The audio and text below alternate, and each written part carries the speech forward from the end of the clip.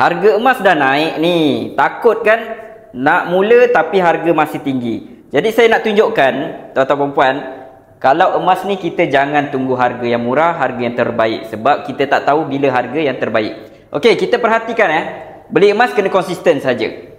Kita perhatikan ilmu yang sangat mahal, yang sangat membantu untuk kita konsisten dalam menabung emas.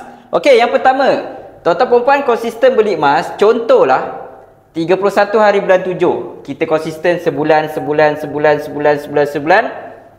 Kita ada 6 bulan. Okey, bulan pertama kita beli harga 1 gram 386, 378, 384, 426, 413, 406. Okey, ini adalah jumlah yang kita dah beli. Tuan-tuan puan, kita konsisten saja beli.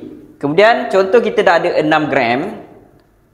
Jadi modal yang kita keluarkan untuk 6 bulan adalah sebanyak RM2,393 untuk 6 gram. Kemudian tuan-tuan puan, bahagikan, kita nak cari harga purata, kita bahagikan 6 gram.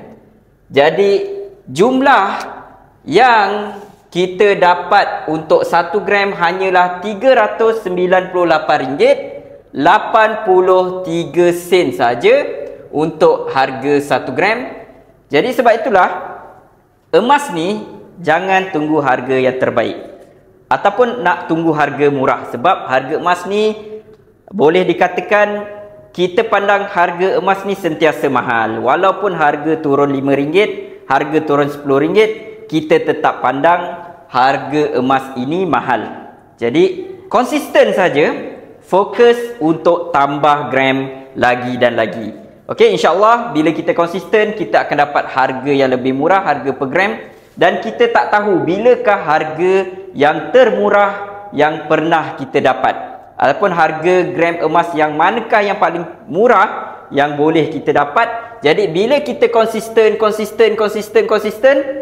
pasti dalam waktu yang kita beli ni kita akan jumpa harga yang termurah sepanjang kita membeli emas.